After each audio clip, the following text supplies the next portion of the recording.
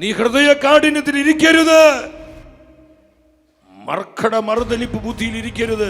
കർത്താവ് തരുന്ന അവസരങ്ങൾ മനസ്സിലാക്കി എളിമപ്പെടുക, അനുതപിക്കുക, പാപപേക്ഷിക്കുക, വിശുദ്ധീകരിക്കപ്പെടുക, മദ്യപാനം ഉപേക്ഷിക്കുക, ചെടികാസക്തി. വല്ലപ്പോഴാണെങ്കിലും ഇന്ന് തീരുമാനമെടുക്കണം. നിങ്ങൾ മദ്യപിക്കുന്നവരകത്തുണ്ടോ? നമ്മുടെ വിരുന്നുകളിൽ, നമ്മുടെ ആഘോഷങ്ങളിൽ, നമ്മുടെ തിരുനാളുകളിൽ, ആർഭാടങ്ങളിൽ മദ്യവിരുന്ന് വേണ്ട, മദ്യം വിളമ്പണ്ട.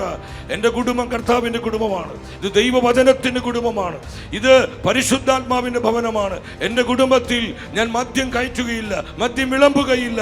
ആരൊക്കെ വന്നാലും എന്തൊക്കെ വന്നാലും, എന്തൊക്കെ ആഘോഷങ്ങളോ എന്തൊക്കെ പരിപാടികൾ എൻ്റെ കുടുംബത്തോട് ബന്ധപ്പെട്ട് നടന്നാലും മദ്യം വിളമ്പില്ല, മദ്യം കയറ്റില്ല, മദ്യം കൊടുക്കില്ല എന്ന് തീരുമാനമെടുക്കാൻ സമർപ്പണമുള്ളവരെ ഉച്ചത്തിൽ ഹല്ലേലൂയ പറഞ്ഞേ. കുടുംബങ്ങളെ കർത്താവ് അനുഗ്രഹിക്കും. Hallelujah, hallelujah. തലമുറകളെ കർത്താവ് അനുഗ്രഹിക്കും. അനുഗ്രഹം വരാൻ നീ വില കൊടുക്കണം. കൃപ ലഭിക്കാൻ നീ വില കൊടുക്കണം.